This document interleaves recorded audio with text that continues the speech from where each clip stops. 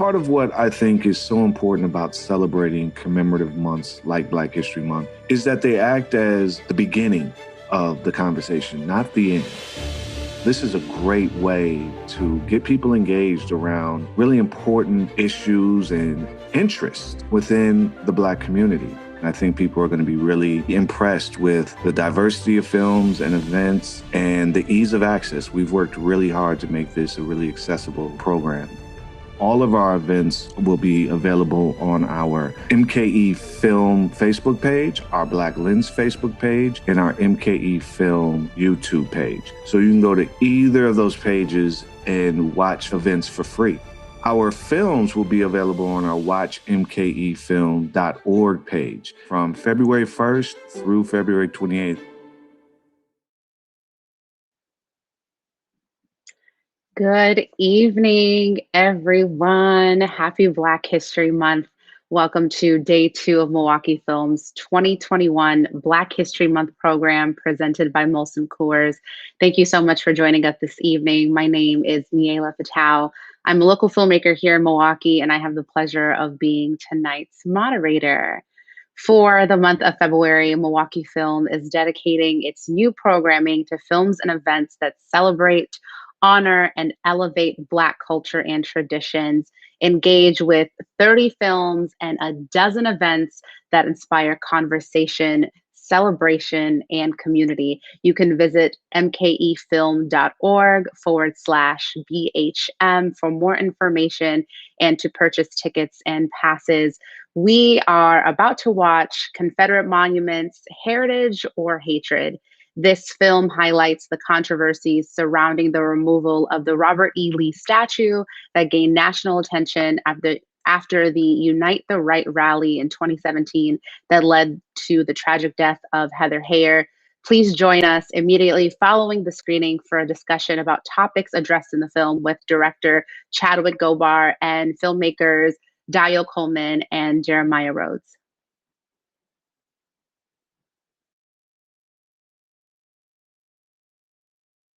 So much to live for, so much to share.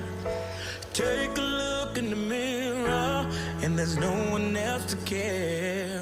I've got so much to live for, so much to give. I don't care if it takes forever, forever I'ma leave.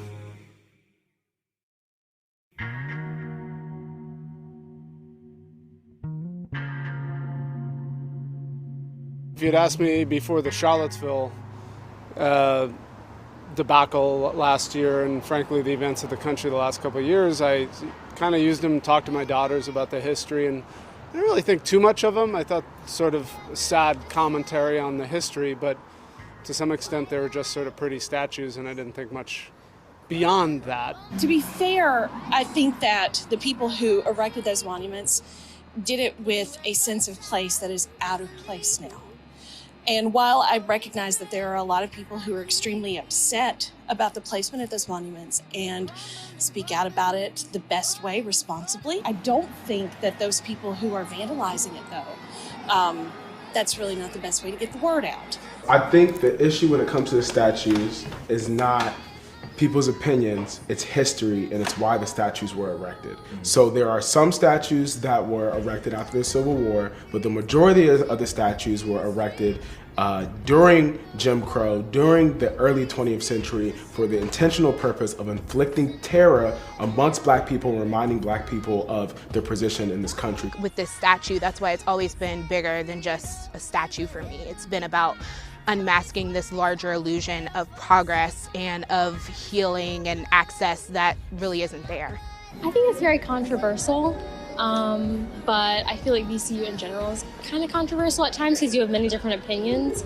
So it brings a lot of history up and sparks a lot of good conversations, which is good, and to have it right next to campus because it allows people to educate one another and see other perspectives of it too.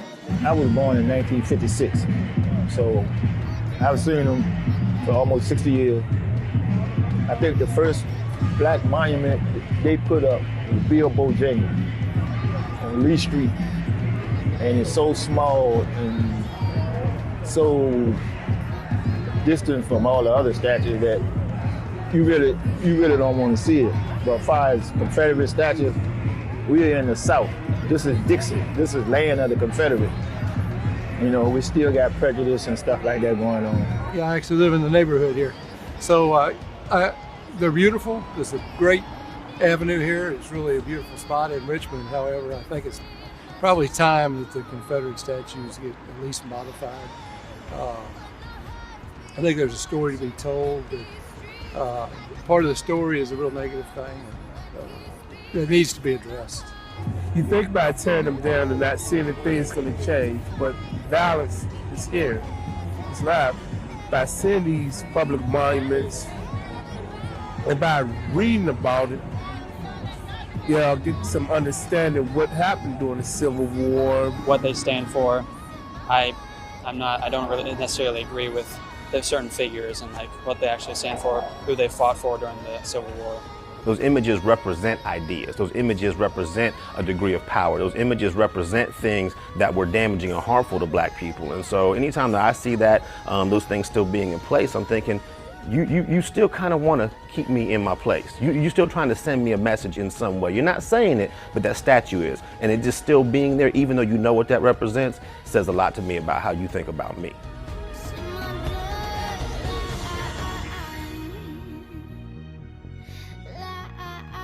According to USA Today, 75 Confederate memorials have been wiped off the map since the Charlottesville rally, either through renaming or removal. However, according to the Southern Poverty Law Center, there are currently 1,728 Confederate monuments in the U.S., and they're not limited to just statues or explicit memorials. They also include public schools named after Confederate figures, military bases with Confederate names, and even cities or counties whose names harken back to the Confederacy. In a December 2018 special report, Smithsonian Magazine stated, over the past 10 years, taxpayers have directed at least $40 million to Confederate monuments, statues, homes, parks, museums, libraries, and cemeteries, and to Confederate heritage organizations. In 2017, Charlottesville became the hotbed of racism in America when controversies surrounding the removal of the Robert E. Lee statue led to the Unite the Right rally. The protest led to the murder of Heather Heyer while exposing racial tensions in the U.S. We went there to learn firsthand from two young black community leaders who were heavily involved in sparking a national debate around these monuments and confronting racism in Charlottesville as well as across the country. Charlottesville is not just this quaint, happy town that a lot of people like to associate us with. When I first moved to Charlottesville, I had a question. I said, describe Charlottesville to me in like one sentence. And this little short white lady, she said to me, describe Charlottesville in one sentence. She said, Monticello rolled down the hill. And I said, what's that mean? And she said, nothing's really changed.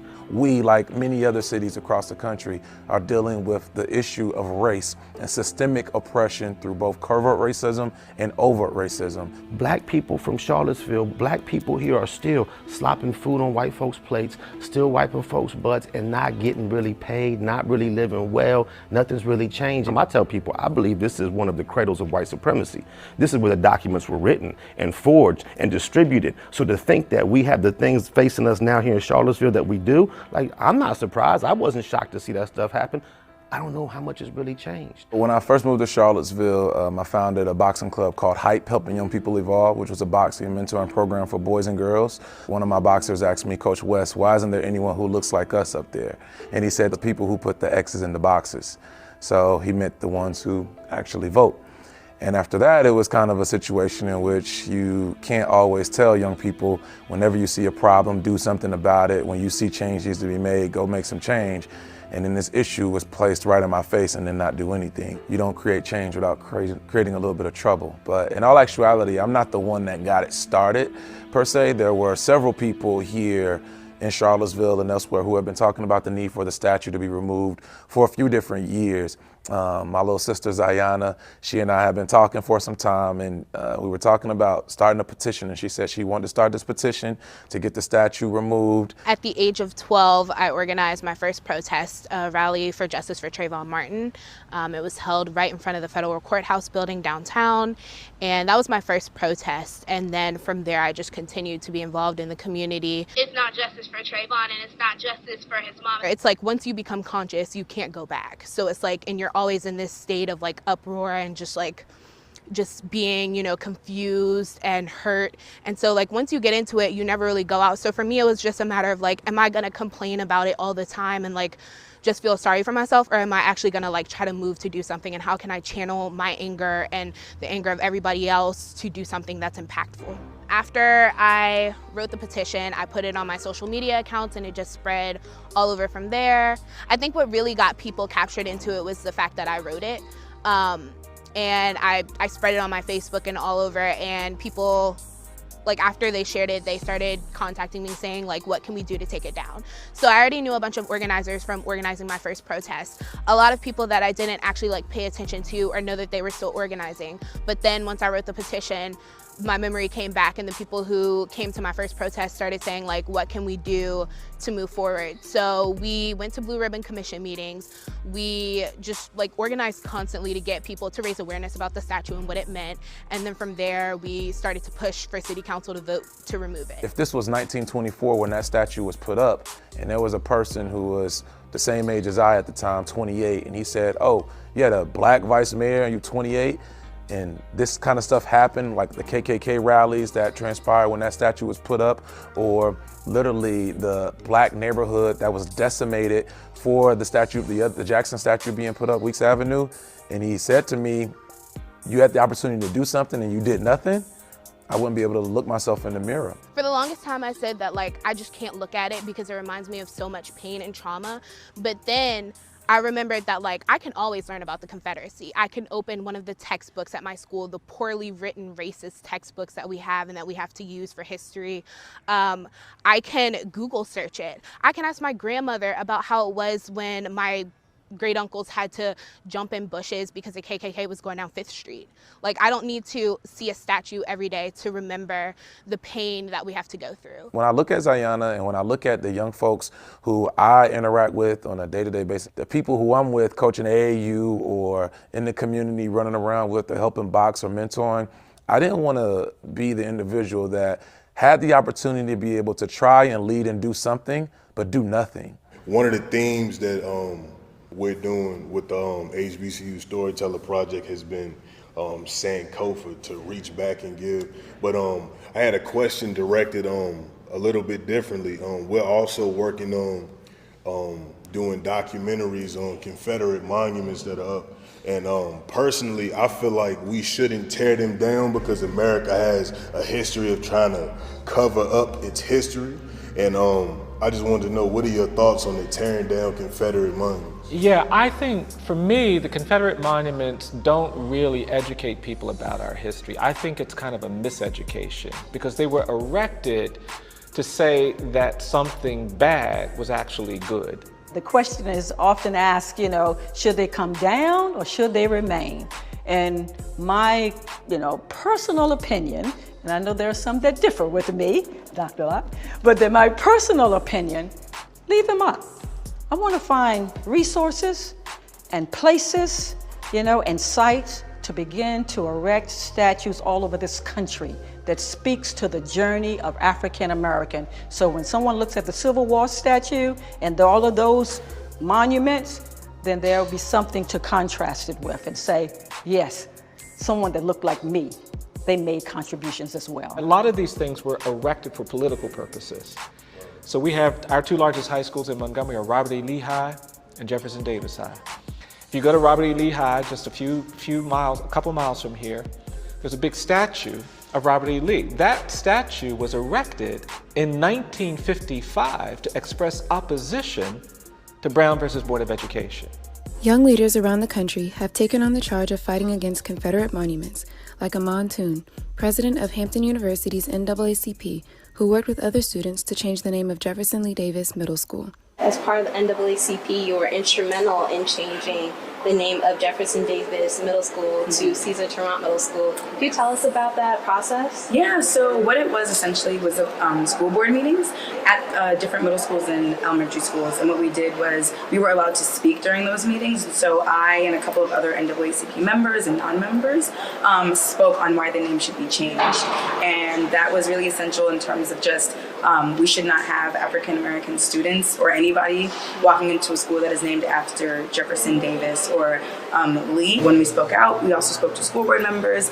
They really heard us out, and then they finally decided to change the name. Those monuments were built to glorify a lost cause that was meaningless. You know, you lost the war, get over it. You know, and those monuments were built to glorify a history and a heritage, you know, in support of an institution that enslaved people who looked like me, and including a president of the Confederacy that wasn't even a Virginian. While I agree with my colleague that, you know, we build these other monuments to tell the truth, those original monuments were built to tell the lies. So Lee Park was dedicated by McIntyre, the same man that dedicated Washington Park over in the 10th and Page neighborhood, which is primarily black. The only thing about Washington Park is that it is now on what used to be a landfill, so it's not good quality land. And the reason that he purchased it was so that he could say that he bought a black park and a white park.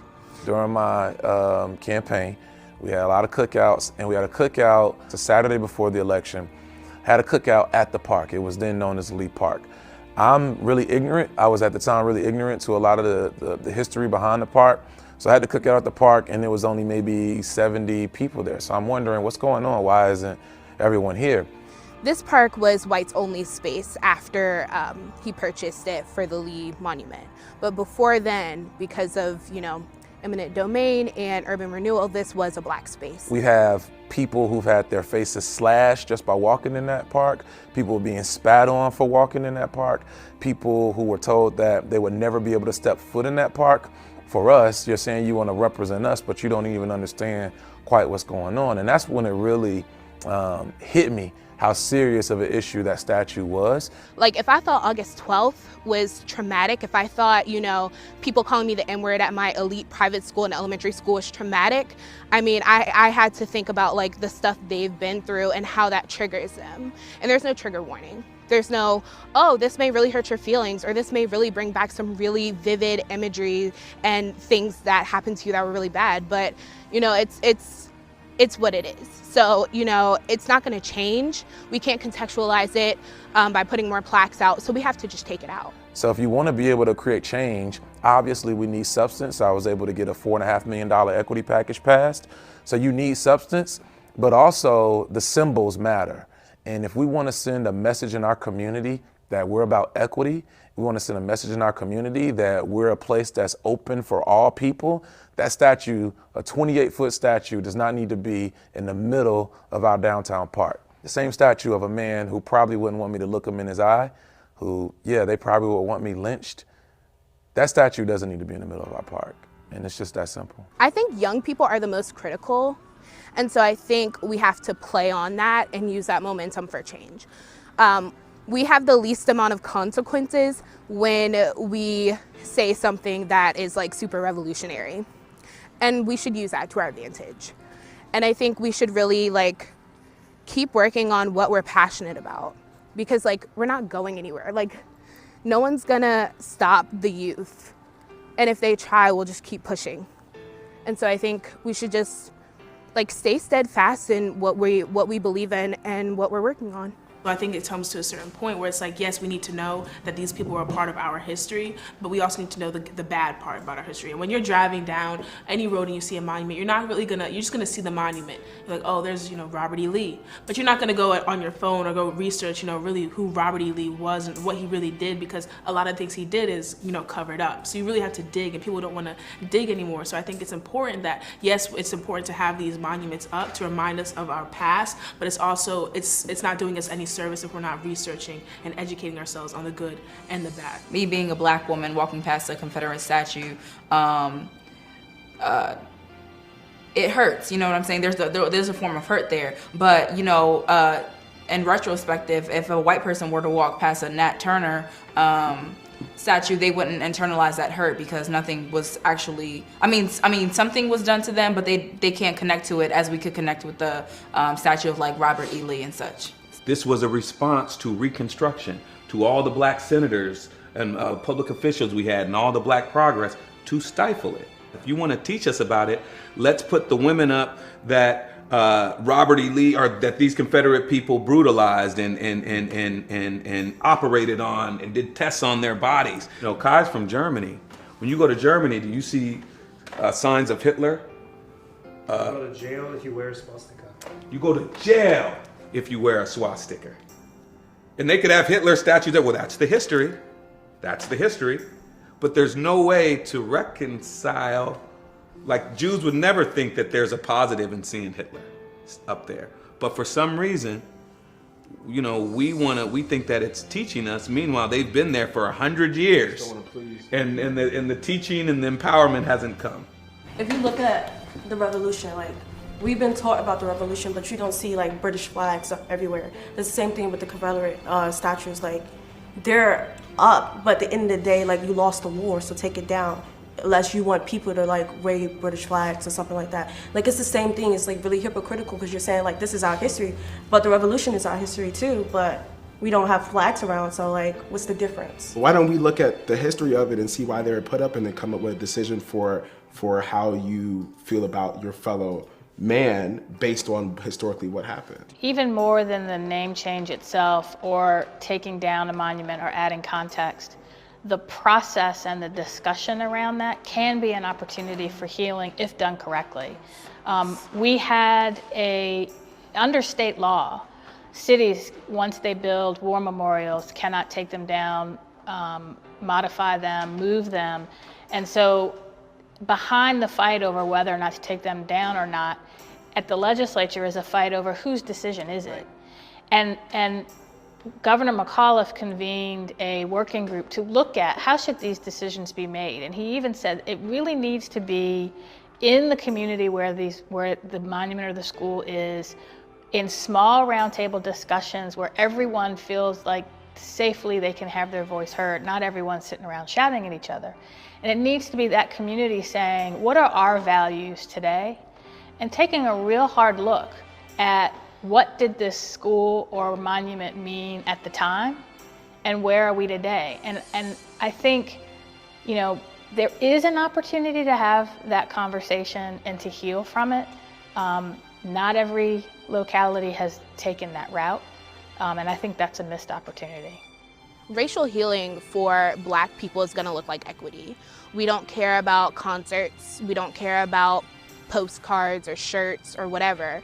It's really gonna take reshuffling and redistributing the resources that are there. For the equity package, nearly $4.5 million. It had a litany of different things within it. $2.5 million for public housing redevelopment to get the ball rolling there. It had $950,000 to our African American Heritage Center, $250,000 to renovate Townsville Park, which is our traditionally African American park. It had $15,000 grant for public schools to be able to create a course for ethnic studies. It had a $100,000 job position for Black male achievement, which we called Youth Opportunity Coordinator. Had monies in it for scholarship for students to be able to attend the HBCU of their choice. Had monies in it for GED training for anyone who lives in our public housing sites to go get free GED training, take the test for free, and then a partnership with our local community college to be able to take advantage of the courses there, and a variety of other things. It's important for us to be able to not just talk, right? Like, we talk about we want equity, we want you to treat me and see me as an equal and as an individual, but then what do you do with the resources? And the resources being reallocated for us is really what's going to change the landscape of our communities. Currently, the Robert E. Lee Monument still stands. On April 25, 2019, Judge Richard E. Moore of Charlottesville Circuit Court ruled that local authorities in Charlottesville cannot remove the two Confederate statues because they are war memorials protected by state law. Ziana, Dr. Bellamy, and others are continuing the fight.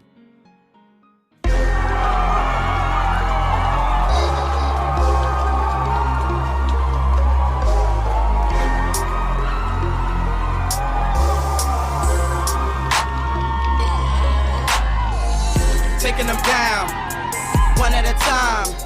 It's all about hate, it's all about lies. I said, taking them down, one at a time.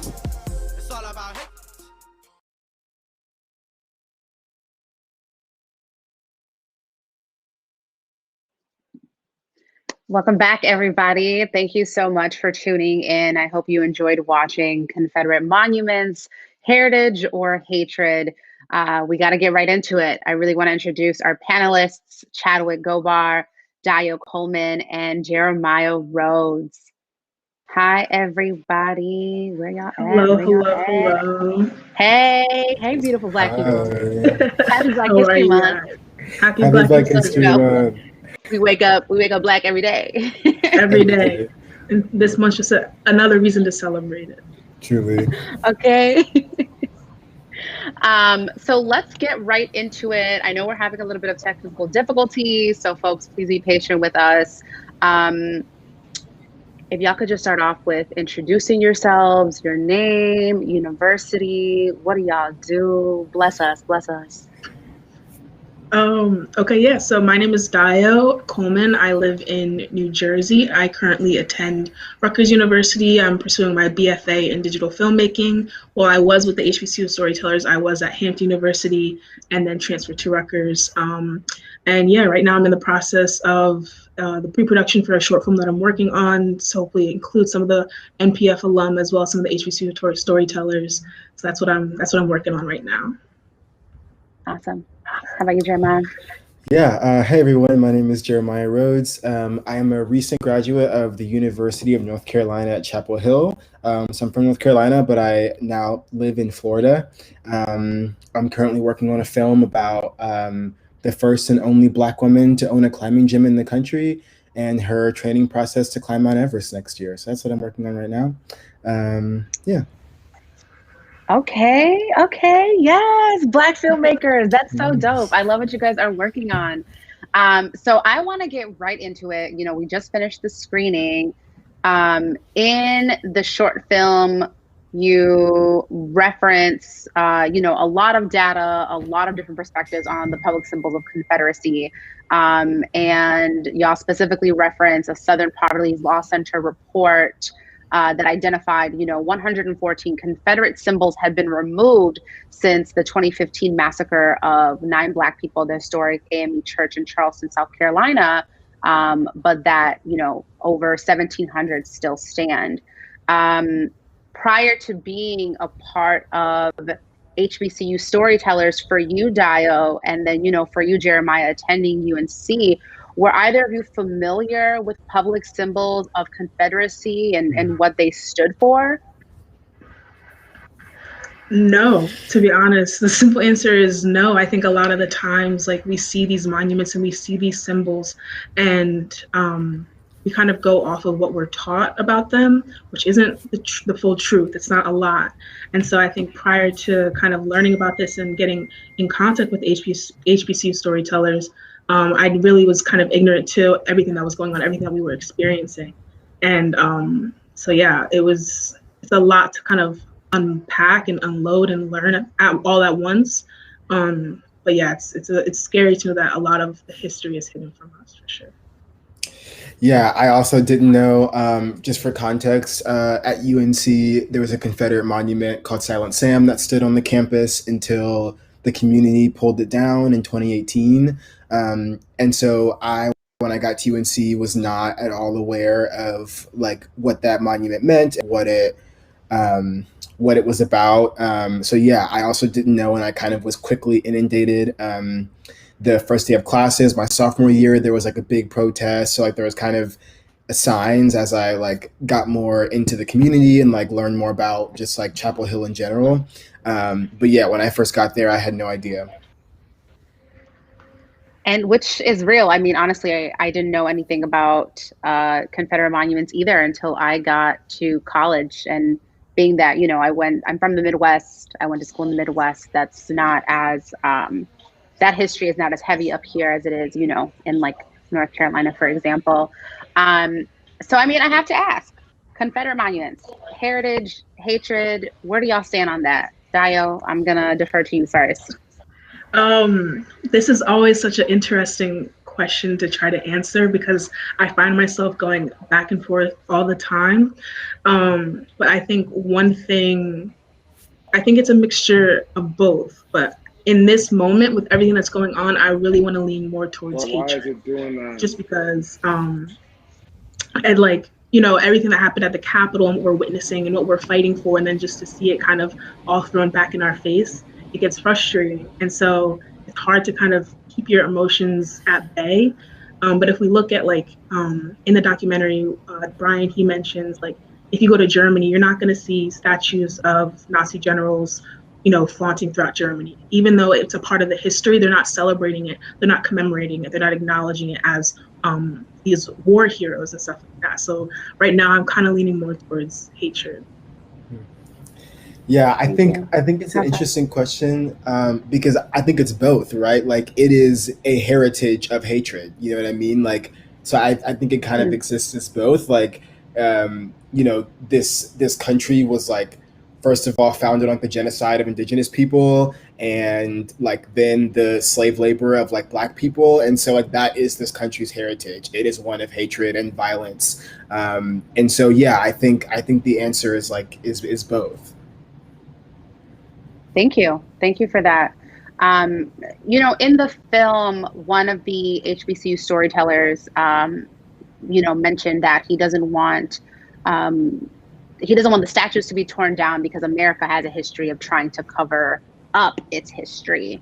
Whereas Virginia State Senator Dolores McQuinn said that she believed that, you know, we should leave them up while erecting new statues that speak to the Black experience to provide, you know, contrast.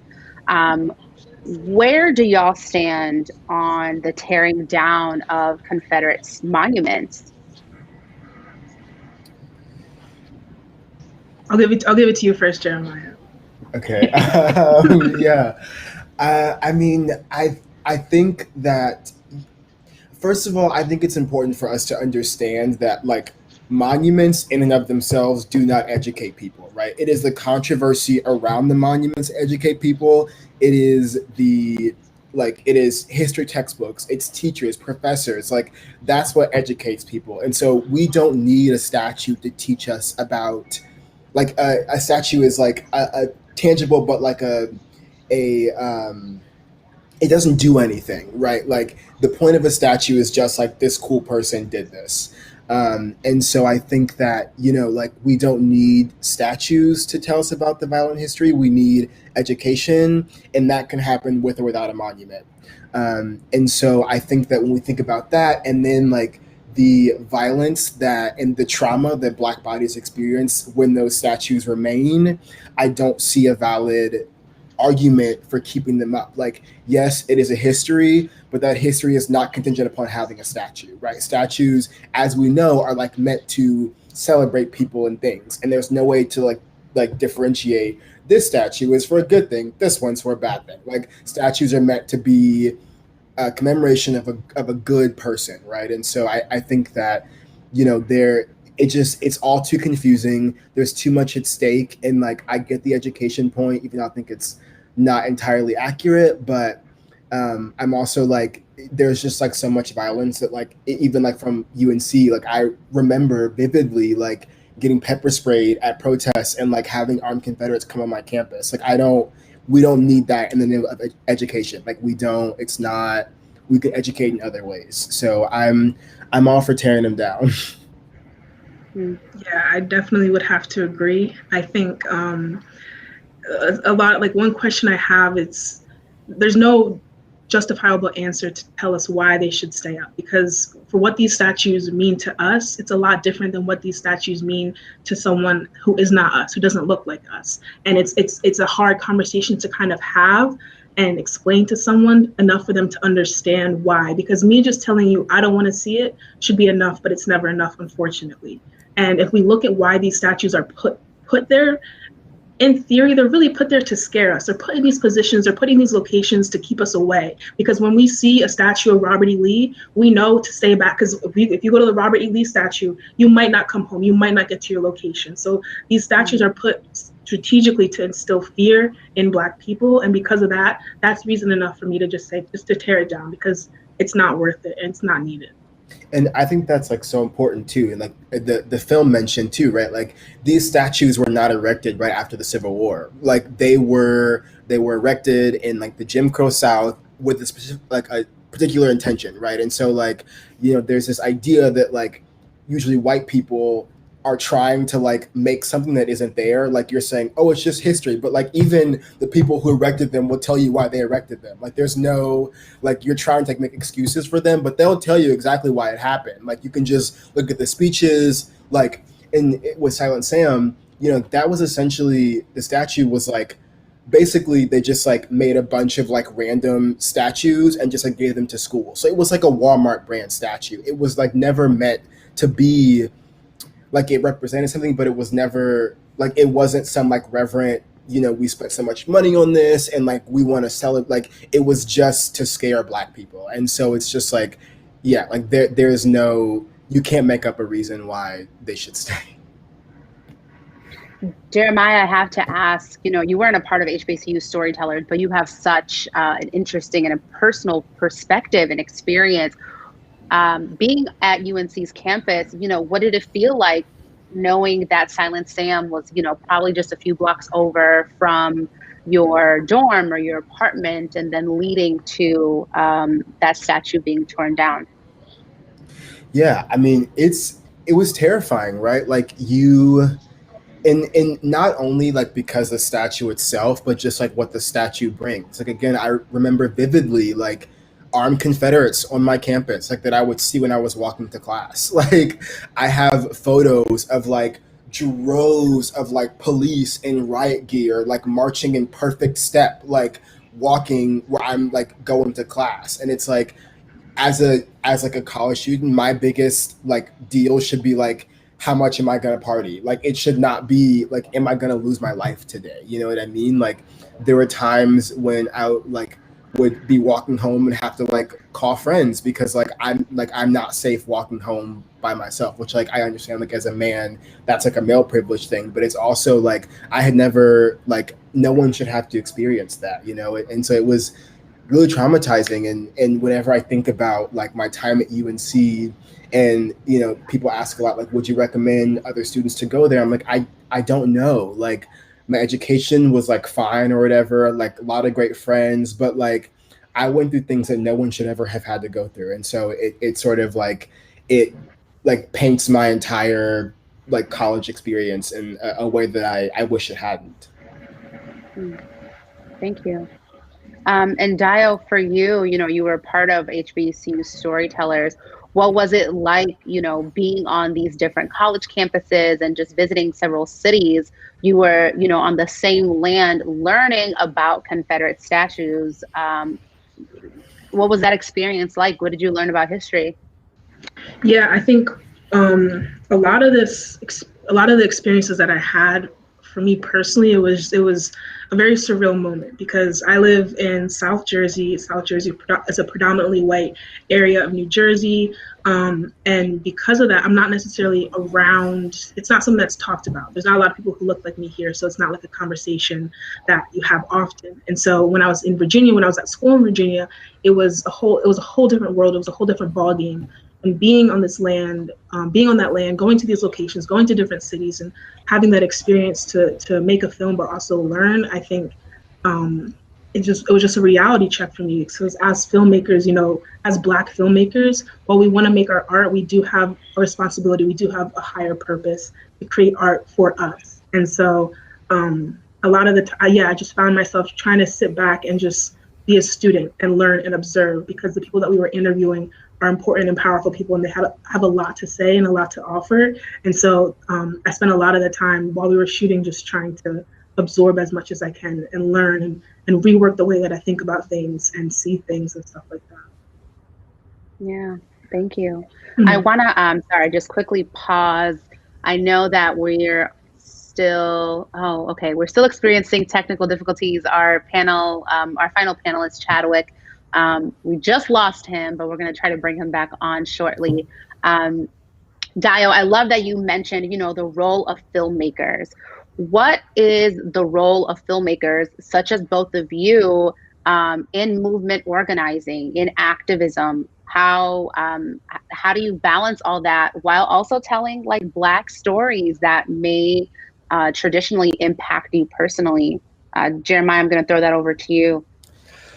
Yeah, I mean, so I guess for more context, I was one of two lead producers on a film called Silent Sam my sophomore year in college, and it was a short film about Silent Sam and about the activism historically and presently around removing the statue and the administration's attempt to silence those activism efforts. And so, yeah, like I I went to a journalism program, not like a filmmaking program. So, we had a lot of conversations about, objectivity and like all these, nebulous, like white supremacist topics and all those kinds of things. But I was really fortunate to have the professor who only visited for 1 year, and I got to have them for both semesters that they were at UNC.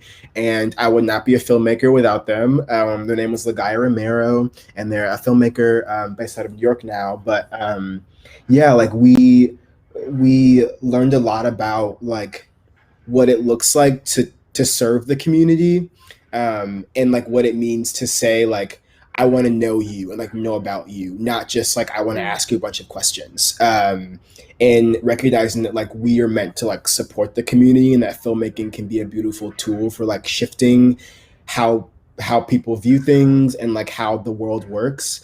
But also that you also have to balance like safety, right? And so like we had a lot of conversations with the people in the film, like do you feel okay with us filming this? Like, are you safe? Like, do you feel comfortable? Because like their lives are at risk, you know what I mean? And like without these people, we don't have anything. So a lot of those kinds of conversations, and yeah, just like remembering that our job is to like serve the community in that project. And that our goal was just to amplify like what they were already doing, not to, like make something or like fit what was happening into like what we thought the story would be. And so it was like very much about like being flexible and being adaptive, and yeah, just like leading with in every step of the way. We like would weekly have like calls and just talk about like, okay, like this film, how is it going? Like we had like an impact strategy, and we were like, how are we in line with that impact strategy? Should we pivot? Like it's a constant accountability process. And so we call the people who are in our films collaborators, because like we are working for each other in that sense, and like it's not just I'm gonna make something of you and like that's it. Like it is, we have to work together because you know this story better than we do, and so we want to get it right. I love that. Thank you. And Dio, before I have you answer this question, Chadwick is here. So Chadwick, I need you to introduce yourself. Look, I get it. Technical difficulties are happening. It's so now. Crazy because it worked on all the tests. It's so crazy. That's okay. Sometimes God just sends challenges, That's right. My mom always says, please, introduce yourself, tell us about yourself, and then I'm gonna throw you the question right away, just in case we want you. Sounds good. What's good, y'all? My name is Chadwick Goble. I'm a filmmaker. I currently live in Northern Virginia. I was a co-director on this project. I've been trying to focus on cinematography recently. I shot my first feature film this summer. It was a crime noir, and I'm currently shooting my second feature film, which is a horror film. So that's a little bit about me. Thank you, and congratulations on the first feature. So let me ask you right away, Chadwick, what was your experience like directing this film, co-directing this film, while also like learning about Confederate monuments and like being in like those actual physical places? I can imagine it was, both a history lesson while also trying to do the work that you were called there to do, which was to document the experience. So here's the thing. Some things I feel like you don't have to learn. So I grew up on a street called Lee Jackson Circle. I grew up right next to Civil War battlegrounds. So this is something that was ingrained in me. I feel like it wasn't really until I left the South that I started to learn more about the South. So I started to see how different things feel and how different things were set up. But I think the big thing that I take away from learning about Confederate monuments and even looking at our history today is that, I don't know if you guys mentioned this earlier, I was kind of in and out, but the lost cause narrative, it's so important that we put an emphasis on education and on proper education, because The reason why we still see what we saw at the Capitol building, the reason why there were so many race riots 100 years ago, the reason why this is still an issue is because there's a miseducation. I don't know if you guys are familiar with the lost cause narrative. I look at the Civil War. We're all taught that the North won. The North won the battle, but I think the South won the war in the sense of they created this thing around heritage. So people they rally around the Confederate flag. They use it as a rallying call, and they cloak it, they mask it in Southern heritage. And you're not supposed to tear down people's heritage. This is a individual process that we all have. So then it becomes something where they can pivot the conversation, and it becomes much easier to be like, well, it's not about slavery, it's about my heritage. Well, what is the heritage of the South? The heritage of this country is that we were founded on free labor. And who was that free labor done by? Black people. The free labor was not people of color, Black people. That free labor was done by Black people. And the people in the South who you saw fight in the Civil War, they were poor white Southerners who didn't profit off of the economic system of slavery. It actually hurt them. So today we see some of those same poor white Southerners, poor white Midwesterners who feel like they were neglected by the system, rally behind the Confederacy. And we see them rally behind these same rallying calls we saw at the Capitol building last week. So I think, my bad, I kind of went all over the place. But when it comes to my experience directing this and my experience being in some of those spaces, it just reminded me of how important it is to actually revisit why these statues were erected. It's important that we know about the daughters of the Confederacy. It's important that we understand what happened during the Reconstruction era and how Black people were making so many strides forward. And a lot of those monuments were erected intentionally to remind us of our place. So I think once we understand why the monuments were erected, then as Senator Jennifer McClellan said, and at the end of the documentary, the communities can make the decisions on whether they want to keep it up or not. Because you can really look at what a society values by what they decide to memorialize. Okay, preacher. Okay. You said you about to get everything in case you go out of here. I love it. I love it. Thank you, Chadwick. Thank you. Yeah, no doubt. And so Dio, back to you. What is the role of filmmaking and filmmakers such as yourself, in movement organizing and activism?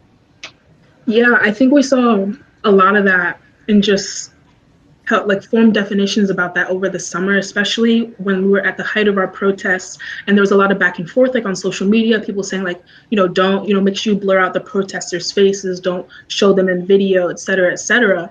And it's such a controversial topic because it's if we can't document it, how are people going to know that it happened?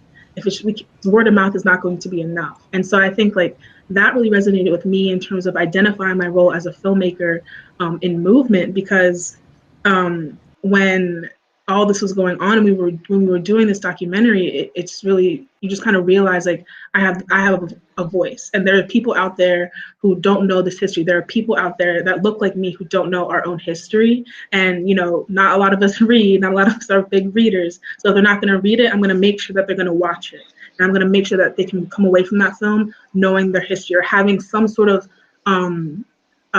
tools or knowledge to go and have those conversations with their family members, with friends and stuff like that. And so I think it's just important. It's just important. And there's a lot of responsibility, and it's hard to kind of put it all into words, because I truly believe that, as filmmakers, we are serving a purpose that is greater than us. Our goal and our purpose is not for everyone to like our films. It's not for everyone to like or agree with us, because that's not why we're here. We were here to make sure that the message was heard. If you liked it or not, you heard the message regardless. I love that. Thank you. In the film, Charlottesville Vice Mayor Wes Bellamy, mentioned something about symbols mattering in reference to the Robert E. Lee statue in Lee Park, a location of historic racial conflict in Charlottesville. And Chadwick, you just brought it up, so I'm going to defer to you first. But how much should Black people and people of color prioritize the cause of Confederate statue removal? Do you believe it? What you were just saying about communities should make these decisions. Yeah, so I can't answer that question for everybody. I can only answer for myself. For yourself, sure. Can you guys hear me? I copy. So Yeah.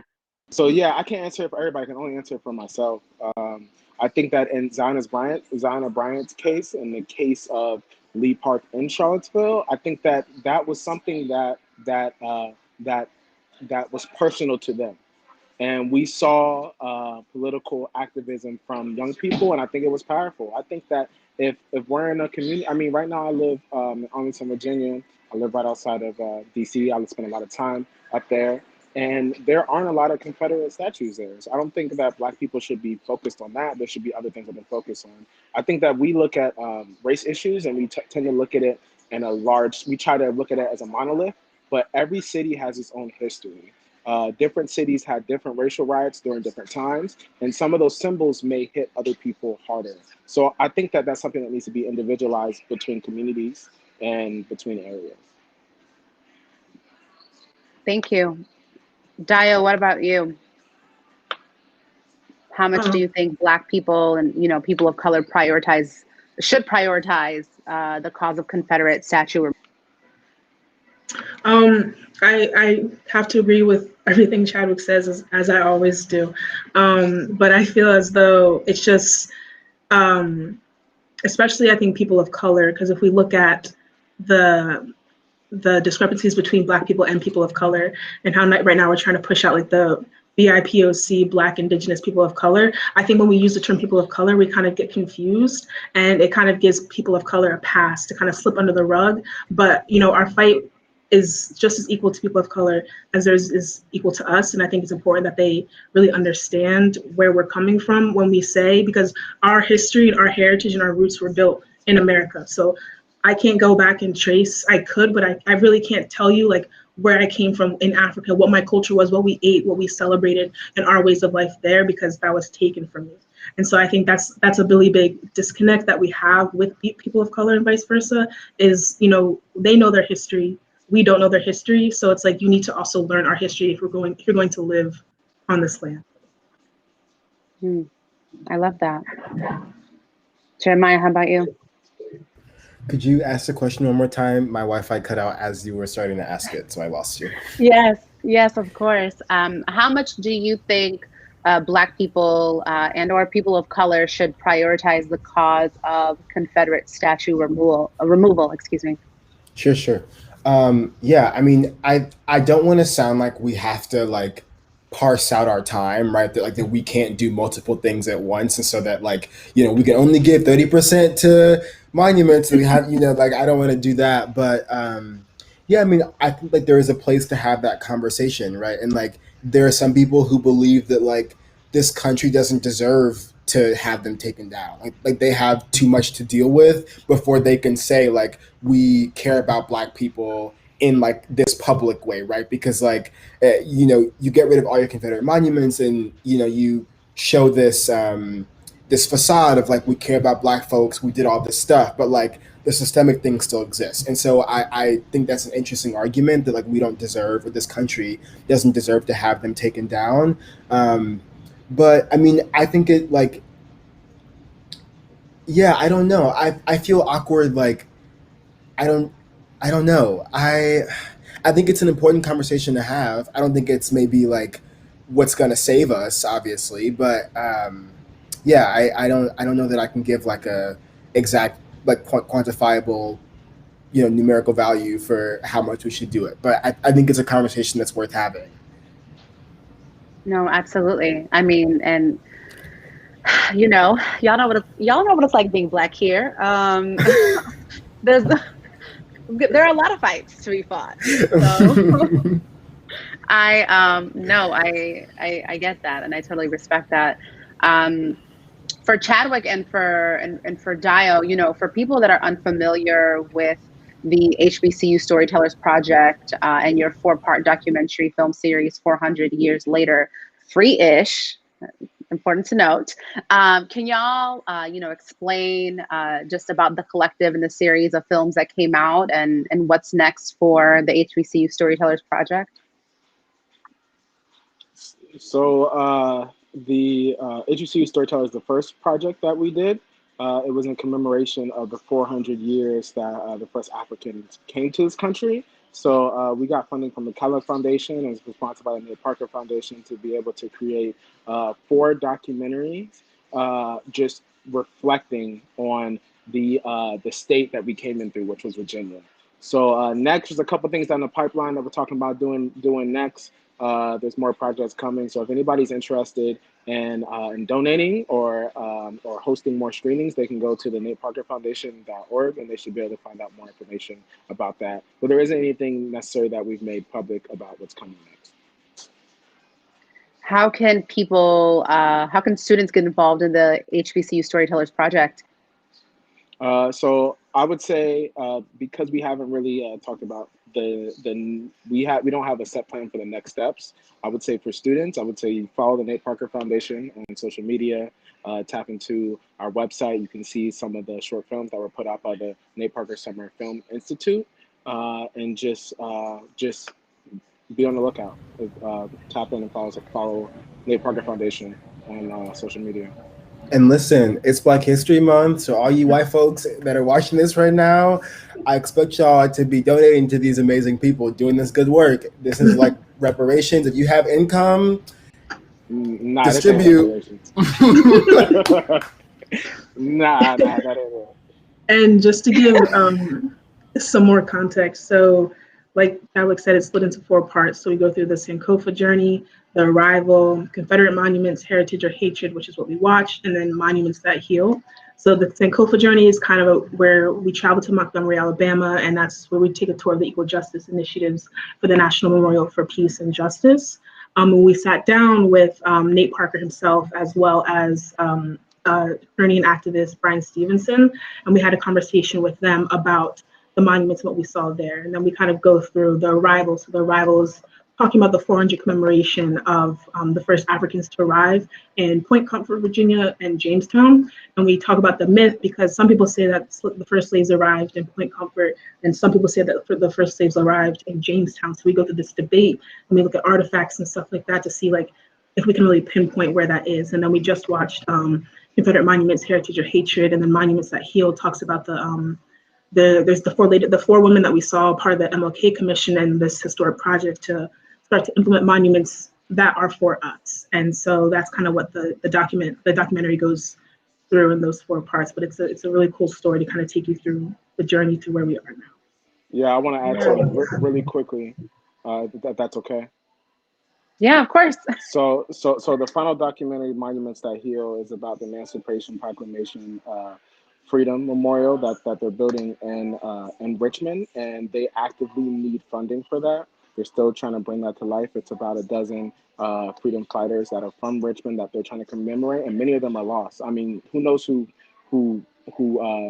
William Harvey Grant is, or who knows who I'm sorry, I'm blanking just because of all the technical issues. But there's a lot of names on there that we don't really know and that have done great things, and they're coming right out of Virginia. So they're trying to raise money for that. So if anybody's interested in seeing more Monuments That Heal, look up MLK Commission because they're trying to bring that into fruition. Thank you for that. And I want to be respectful to all of our time. So just the last couple questions for you all. What does racial healing look like for you?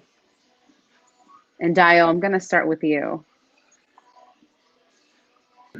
That's a loaded question. I know. Yeah. I think one thing that I have been exploring a lot is knowing or making sure that I can pour from a full cup.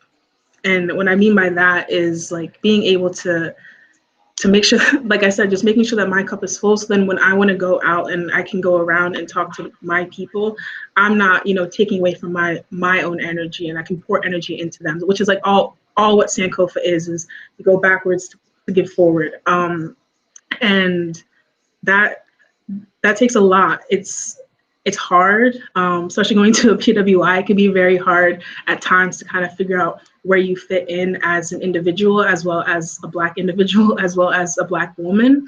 And so I think racial healing, it's a spiritual journey, and it's a taxing journey, because I just feel as though we have a responsibility to our ancestors to be able to come in here and now in this, in sessions like this, to be able to share their history and share what they went through, because it is the reason why we are here. And it's a long process, and sometimes I don't know if we'll ever be able to say we've finally racially healed, because history is kind of on a loop right now. But yeah, it's hard, and it's hard to give a set answer, but I think it's a lot of things, and the main thing at the root is knowing who you are, knowing your why, and knowing your history. I love that. Thank you. Jeremiah, how about you? I was hoping to go last. Yeah, that's I mean, you can. You would kind of want to pass it up real quick. No, you're good. Yeah, that's definitely a question. I think that I think what it looks like is all Black people across this country having the access to not only survive but to thrive. I want them to know that their dreams, no matter how wild or big or ambitious, they have access to them. And I think that I just I want people to be able to dream as big as they want to dream without having to worry about if they'll be able to pay their bills doing it, or if they'll be able to feed their family doing it. I just think that healing looks like them being able to be their fullest, most incredible selves, and to do that in safety. Thank you. How about you, Chadwick? I would say in order to heal from something, you first must understand the sickness. And racism is not only what our country was founded in and built in, it's what our economic system was built in, but it's also it has inflicted trauma against white people and Black people. So I think racial healing isn't just Black people becoming their full selves. It's also white people understanding the history and how we came to be, and how the intentional decisions that were made unequally grew parts of America while they kept other parts of America down. So racial healing is first, I think it's understanding and education for all Americans, and second, it's equity. And we have this understanding of equality, that we're all made equal, but I think that what we have overlooked is that there's been things that have been done intentionally to stop some of the hardest working people in this country and some of the backbones of this country from growing and thriving, just like Jeremiah said. And I think that it's important to put more emphasis on those communities, not just because they aren't as up to par, but because something was done intentionally to keep them down, and the growth of this country happened based off of keeping them down. So I think that first we need to have an education understanding. You need to understand a disease to heal from it, and then there needs to be intentional steps in place to right those wrongs. And it's not just retroactively, or it's not just saying, okay, well, we're going to make everybody equal. There's things that need to be intentionally done because there were things that were intentionally done to keep us down. So these need to be intentionally done to place us forward because there are things that are intentionally done to place us down. And I think that's a much longer discussion of what that will look like. But I think that that's a good overview and a great place to start. I completely agree. We could talk about this all night until next week. But no, thank you guys so much. Y'all are so insightful. I'm so inspired by what you said tonight, by the work that y'all do. Dio, you were just talking about Sankofa. It really reminds me of this Maya Angelou quote, when talking about ancestors and about storytelling and the work that we do, the quote, and I don't mean to misquote Dr. Maya Angelou, but she talks something about coming as one, but standing as 10,000. and how the work that we do is not just for ourselves, it's for the people that came before us, bringing them forward with the intention of always moving forward and never looking backwards. So thank you guys for this incredible conversation, for inspiring me, and I'm sure inspiring everyone. Last question for y'all, and it's a two-parter. One, where can we support your individual work? Where can we follow you online? I know, Jeremiah, you mentioned that you co-directed and produced Silent Sam. So where can we find that? And then the second part, how are y'all taking care of yourselves these days? Up for grabs. I won't call on nobody this time. Not everyone doesn't know what to do. I guess I'll go first. So my socials, you could find me everywhere at Dio Coleman, DAHYO COLEMAN. That's my Instagram, that's my Twitter, and my portfolio as well. If you want to check out my work, is also diocoleman.com. And I would love to connect with all of you just to chat it up and talk more things, Blackness in film. But how I'm taking care of myself, that's a great question, because I haven't been paying attention to like my needs in this time. Being a student in virtual learning is like not the best thing to have to experience right now. So recently I've just been trying to learn my limits, learn when to stop, learn how to say no, and then kind of really respect my rest. And it's okay to take a nap every now and then, for sure. I love that. Thank you. Learning to say no is so important. Thank you, Dio. How about you, Chadwick? You can find me on Instagram at Chad Gobar, CHADGOBAR. And how I've been taking care of myself. Yeah, that's a tough question. Like I was talking about earlier, you have to be sure to continue to be poured into so that you can pour things out. So I try to rest, try to read, I try to be around loved ones. So yeah. I love that. And you, Jeremiah? Yeah, you can follow me on Instagram and Twitter at Jeremiah O. Rhodes. It's my little name down here. And yeah, you can watch Silent Sam. If you have the streaming platform Historic Movie House, you can watch it there, or you can watch it on my website at jeremiahoroads.com. And yeah, just keep following me on Instagram, and I'll be posting like film stuff with the project that I'm working on now, and then taking care of myself. I don't know. I mean, I just graduated, so it's rough out here. Like, this job market is tough. So I don't know. I mean, I feel really blessed to like filmmaking is like my rest and like what I love to do. And so I think that like I haven't been resting because I haven't been able to do that. Like sitting on my couch is not restful for me. Like not doing anything is not restful. So just like starting up my project right now has been like really restful. And like I feel like I'm taking care of myself by doing that. Yeah, I don't know. Talking to like friends and community whenever I can on like Zoom or but yeah, I don't know. I feel like we're all like, yeah, like Dio said, like kind of learning our limits at this point in like history. Yeah, no, that makes sense. We're all Where just can trying to we make a find you, way. Miela? And how are you taking care of yourself? Yeah, that's a good question. I appreciate y'all. Well, you can follow me on at Miela Fetaw on everything: Twitter, Facebook, Instagram. And how am I taking care of myself? I'm laughing a lot. I am laughing a lot. This world it constantly just tries to tear us down, and this pandemic is in no means over. Although we're in a new year, so any opportunity to laugh or to be laughed at in like a communal space is really what's keeping me together. But no, I appreciate you asking. Thank you. And I appreciate y'all for, being here on a Tuesday night. It's the second day of Black History Month. In theory, we got like 26 days to go, but in reality, we got 362, 363. No, thank you to all three of y'all for, being here, for blessing the mic, so to speak, for sharing your experiences. Thank you to everyone that tuned in. Thank you all for supporting Black Lens, and to Black Lens for bringing us, 4 young Black filmmakers together.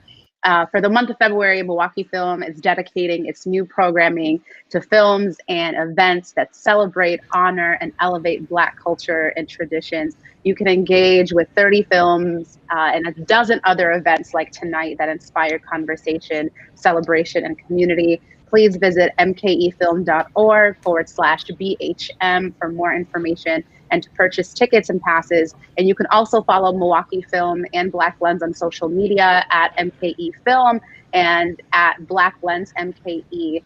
Thank you again so much. Please stay home. Please stay safe. Please stay masked up. And happy Black History Month.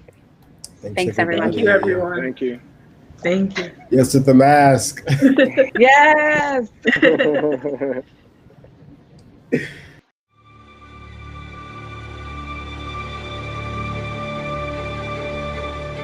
Part of what I think is so important about celebrating commemorative months like Black History Month is that they act as the beginning of the conversation, not the end.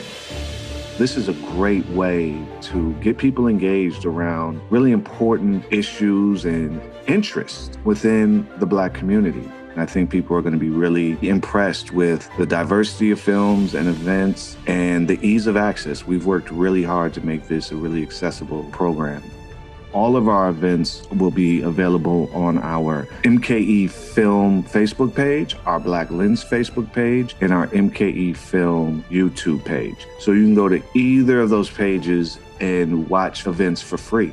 Our films will be available on our watchmkefilm.org page from February 1st through February 28th.